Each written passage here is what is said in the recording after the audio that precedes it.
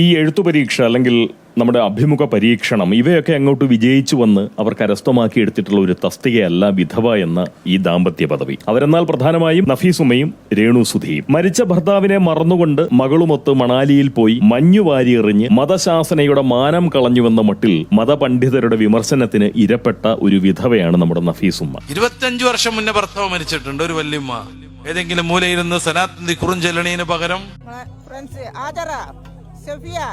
നസീമ, സക്കീന, നിങ്ങളൊക്കെ വീട്ടിലിരുന്ന മക്കളെ എന്താ രസം. എന്താ ഞാൻ റിച്ചുവിന്റെ കൂടി വന്നിട്ട് അടിപൊളിയല്ലേ വന്നടി മക്കളെ.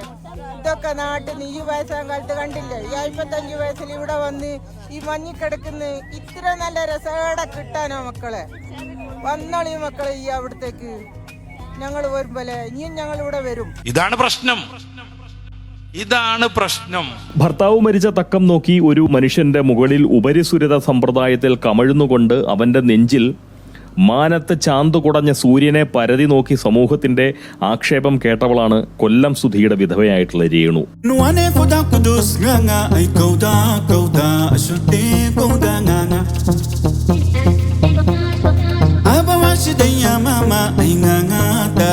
നഫീസുമ്മയെ പഴിക്കുന്നത് മതപണ്ഡിതനാണ് എങ്കിൽ ഈ പറയുന്ന രേണുസുധിയെ പരിഹസിക്കുന്നത് പൊതുസമൂഹമാണ്. രണ്ടുപേരും പഴി കേൾക്കേണ്ടവരല്ല. സത്യം പറഞ്ഞു കഴിഞ്ഞാൽ നഫീസുമ്മയെ പഴിച്ച മതപണ്ഡിതനും പഴി കേൾക്കേണ്ട ഒരാളല്ല. കാരണം ആ മനുഷ്യൻ പറയുന്നത് മതകാര്യമാണ്, അല്ലെ? അദ്ദേഹം പണ്ഡിതനായിരിക്കുന്ന മതത്തിന്റെ ഉപഭോക്താക്കളെ ആ മതത്തിന്റെ നിയമങ്ങൾ ഓർമ്മിപ്പിക്കുക എന്നത് അദ്ദേഹത്തിന്റെ ചുമതലയാണ്, ബാധ്യതയാണ്, കടമയാണ്. അത് കേൾക്കണോ വേണ്ടയോ എന്നത് നഫീസുമ്മ എന്ന ഭാരതീയ പൗരയുടെ സ്വാതന്ത്ര്യത്തിൽ പെടുന്ന കാര്യവുമാണ്. മതവസ്ത്രം ധരിച്ചുകൊണ്ട് ഈ മണ്ണിൽ അവർക്ക് വളരെ സ്വസ്ഥമായും അങ്ങേയറ്റം സുരക്ഷിതമായും ജീവിക്കാം. അത് ഈ രാജ്യം അവർക്ക് നൽകുന്ന ഒരു ഔദാര്യമല്ല. അങ്ങനെയല്ല പോകാൻ പറഞ്ഞത്. ഭാരതീയ പൗര എന്ന നിലയിൽ അവർക്കുള്ള അവകാശമാണ്.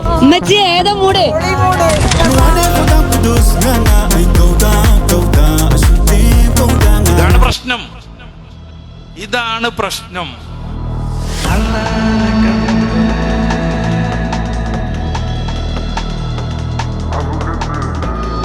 ബംഗ്ലാദേശിലോ അതല്ലെങ്കിൽ മതസ്ഥർ ഭൂരിപക്ഷമായിരിക്കുന്ന മറ്റ് രാജ്യങ്ങളിലോ മറ്റോ അധിവസിക്കുന്ന മതവസ്ത്രധാരികളല്ലാത്ത പൗരന്മാർക്ക് ഔദാര്യമായി പോലും സ്വാതന്ത്ര്യം ലഭിക്കാറില്ല. കൊല്ലാതെ വിടുന്നുണ്ട് എങ്കിൽ അത് മഹാഭാഗ്യമെന്ന് മാത്രം കരുതിയാൽ മതി. ഭാരതത്തിൽ സ്ഥിതി പക്ഷെ അങ്ങനെ അല്ലല്ലോ, അല്ലെ? ദേശവിരുദ്ധരായിട്ടുള്ള ആളുകൾക്ക് പോലും ഒരു സാധാ രാജ്യസ്നേഹിയേക്കാൾ സാമൂഹ്യ മൂല്യം ഇവിടെ ലഭിക്കുന്നുണ്ട്. അതായത് അത്രത്തോളം മതേതരമാറ്റുള്ള സ്വാതന്ത്ര്യമാണ് ഈ രാജ്യം അതിന്റെ ഓരോ പൗരന്മാർക്കും വെച്ച് നീട്ടുന്നത്. ജാതി മത ലിംഗഭേദം ഒട്ടും തന്നെ കൂടാതെ എല്ലാവർക്കും തുല്യ സ്വാതന്ത്ര്യം ഇവിടെയുണ്ട്. അതുകൊണ്ട് തന്നെ നഫീസുമ്മയ്ക്ക് മകളുമൊത്ത് മണാലിയിൽ ചെന്ന് മഞ്ഞുവാരി ആകാശത്തേക്ക് എറിഞ്ഞ് ആനന്ദിക്കാനും വിനോദമത്തയാവാനും സ്വാതന്ത്ര്യമുണ്ട്. എന്നാൽ അതേസമയം സ്വന്തം മത ഉപഭോക്താക്കളെ മതശാസനകൾ കൊണ്ട് തളയ്ക്കാനുള്ള അനുമതിയും ഈ സംഘടിത മതങ്ങളുടെ മുതലാളിമാർക്കും അതുപോലെ തന്നെ അവരുടെ മതപണ്ഡിതർക്കുമൊക്കെ ഈ രാജ്യം വളരെ ഉദാരമായി അനുവദിച്ച് നൽകിയിട്ടുമുണ്ട്. പച്ചയ്ക്ക് പറഞ്ഞാൽ ഈ മഹാരാജ്യത്തിന് ഏകീകൃതമായിട്ടുള്ള ഒരു പൗര നിയമം ഇല്ല.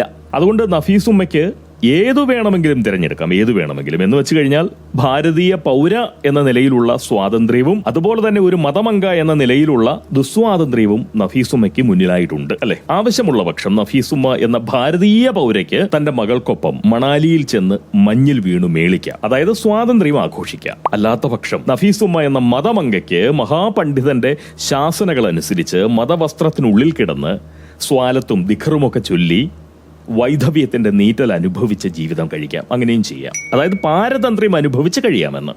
എന്തായാലും എന്തിനുമുള്ള സ്വാതന്ത്ര്യം നഫീസുമ്മയ്ക്ക് ഇവിടെ ഉണ്ട്. പക്ഷെ നഫീസുമ്മ മതപണ്ഡിതന്റെ ശാസനയ്ക്ക് ഇരപ്പെട്ടുകൊണ്ട് പാരതന്ത്ര്യം അനുഭവിക്കുമെന്ന് പോങ്ങിന് തോന്നുന്നില്ല. നഫീസുമ്മയുടെ വീഡിയോ കണ്ട ആർക്കും മനസ്സിലാവും അത്. കൂട്ടുകാരികളെയൊക്കെ പേരെടുത്ത് വിളിച്ചുകൊണ്ട് സ്വാതന്ത്ര്യം ആഘോഷിക്കാൻ ഇറങ്ങി വരുന്നടി എന്നാണ് നഫീസുമ്മ പറയുന്നത്. സക്കീന, നിങ്ങളൊക്കെ വീട്ടിലിരുന്ന മക്കളെ എത്ര ആനന്ദകരമായിട്ടുള്ള ഒരു ആഹ്വാനമാണതല്ലേ? സത്യം പറഞ്ഞു കഴിഞ്ഞാൽ ഇത്തരം ഉമ്മമാർ നമ്മുടെ ഭാരതാംബയുടെ സ്വന്തം സഹോദരികൾ തന്നെയാണ്. അതായത് ഭാരതീയരുടെ കുഞ്ഞുമ്മമാർ. അവരാണ് നമ്മുടെ കുഞ്ഞുമ്മമാർ.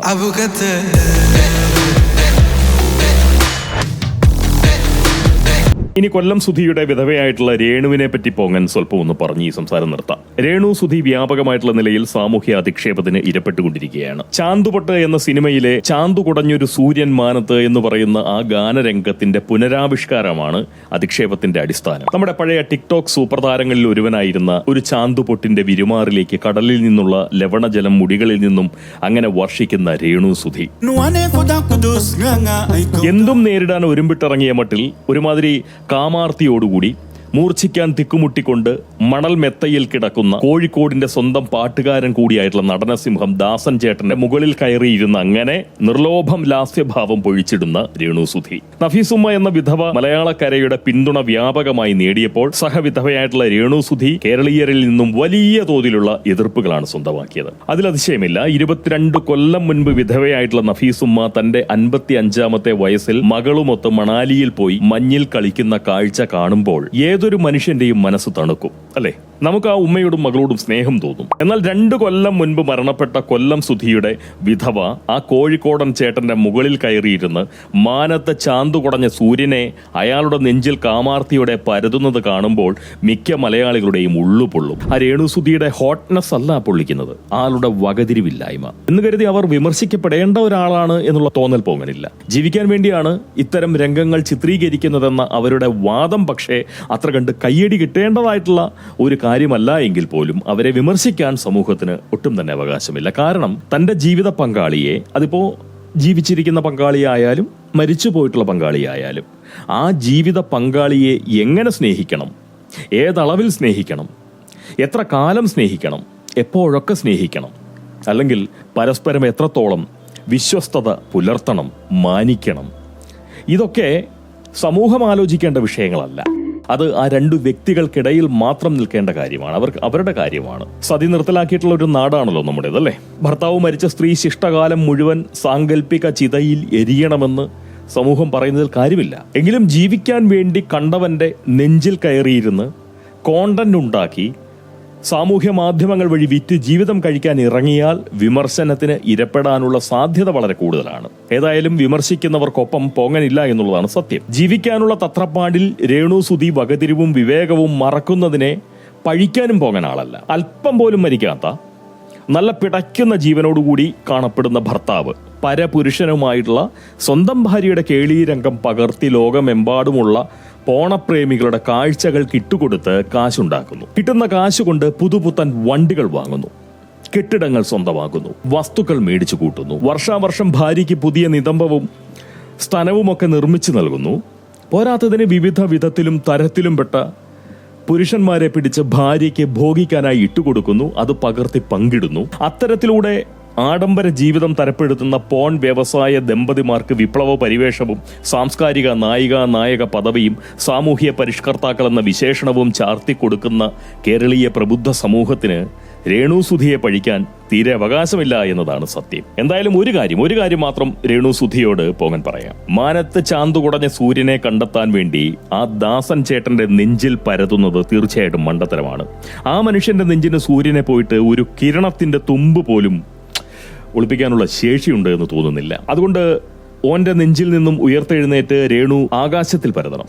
സൂര്യനെ കണ്ടെത്താൻ കഴിഞ്ഞില്ലെങ്കിലും സാരമില്ല, പകൽ വെളിച്ചത്തിൽ പോലും നല്ലോണം തിളങ്ങുന്ന ആ നക്ഷത്രത്തെ പരതിയെടുക്കണം. രേണു സുധിയുടെ വൈധവ്യത്തെ വരെ സാമൂഹ്യ മാധ്യമങ്ങളിലൂടെ വിറ്റ് സ്വന്തം ജീവിതത്തിന് ലക്ഷ്മി കടാക്ഷം തരപ്പെടുത്തിയ ആ നക്ഷത്രത്തെ നോക്കി രേണു സുധി ജീവിക്കാൻ പഠിക്കണം. അവതാരക നക്ഷത്രത്തിനും കാലിക്കോടൻ ദാസൻ ചേട്ടനുമൊക്കെ വിൽക്കാൻ പാകത്തിന് സ്വന്തം വൈധവ്യത്തെ വിപണിപ്പെടുത്താതിരിക്കാനുള്ള ബുദ്ധി തീർച്ചയായിട്ടും രേണു സുധി കാണിക്കണമെന്നാണ് പോങ്ങന്റെ ഒരു അഭ്യർത്ഥന. നിങ്ങൾ സ്വയം ഒരു ഉൽപ്പന്നമാകണം.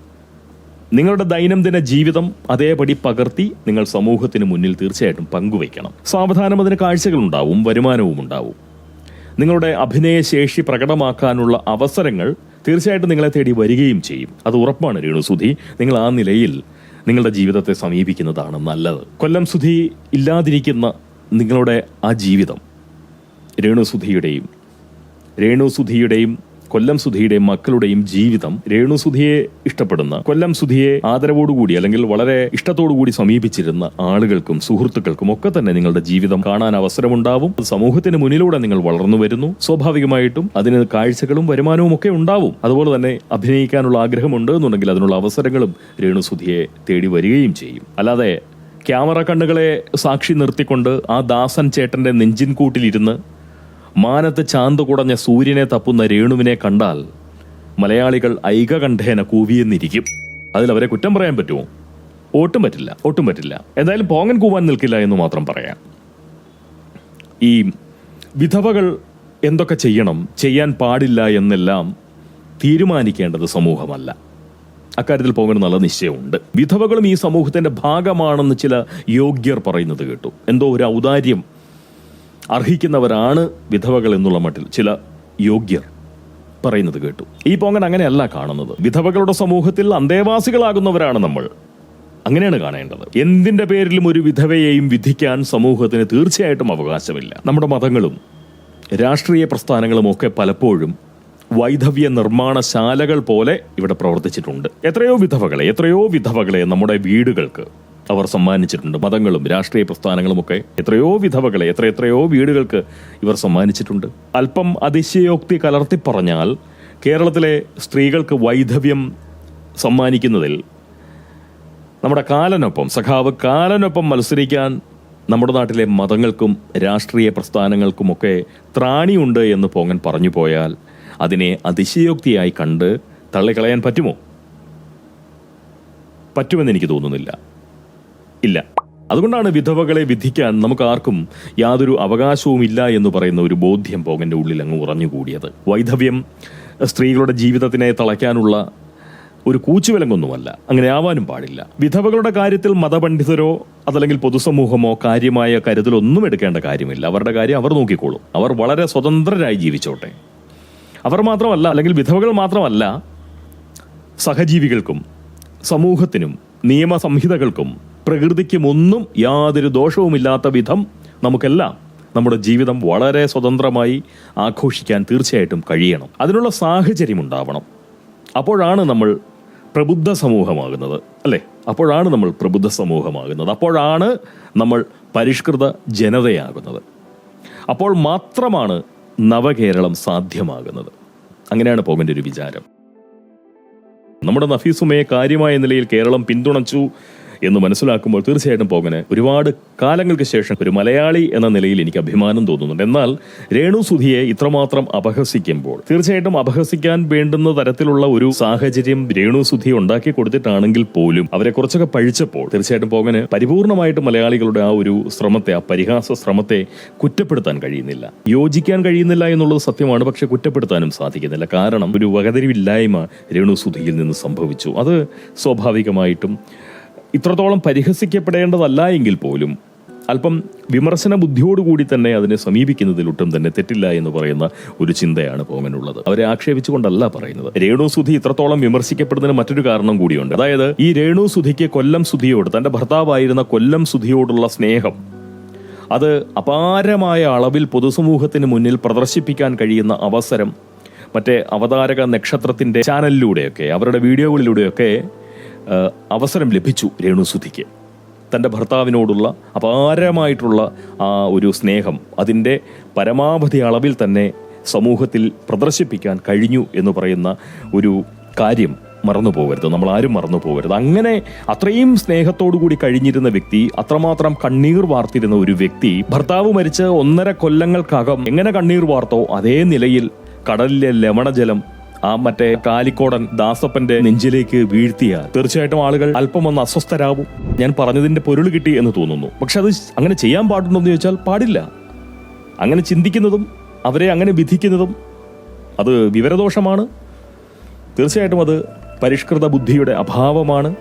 അത് മറ്റൊരാളുടെ ജീവിതത്തിലേക്കുള്ള കടന്നുകയറ്റമാണ്. പിന്നെ ഈ അടുത്ത കാലത്തായിട്ട് പോങ്ങനെ തോന്നിയിട്ടുള്ള ഒരു കാര്യം എന്താണെന്ന് വെച്ച് കഴിഞ്ഞാൽ, ആത്മാർത്ഥത പൊതുവെ മനുഷ്യർക്കിടയിൽ വല്ലാതെ കുറഞ്ഞുപോയി. ഈ സാമൂഹ്യ മാധ്യമങ്ങളുടെ വരവോടുകൂടി മനുഷ്യർക്കിടയിലുള്ള ബന്ധങ്ങൾ, അതിന്റെ ശക്തി കുറഞ്ഞുപോയി.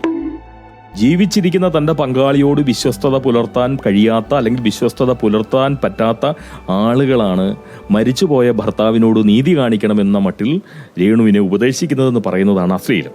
അതുകൊണ്ട് അവനവൻ സ്വയം തിരിഞ്ഞു നോക്കുക, അവനവനോട് ചോദിക്കുക ഇത് നല്ല പണിയാണോ എന്നുള്ളത്. പോങ്ങൻ എന്തായാലും ഇത്തരം കാര്യങ്ങളെക്കുറിച്ച് കൂടുതലായിട്ടൊന്നും പറയാനില്ല. കാരണം പോങ്ങൻ വിധവകളെ സൃഷ്ടിക്കാനുമില്ല.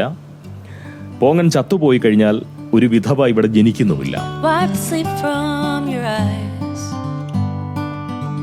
Quit dreaming now, the sun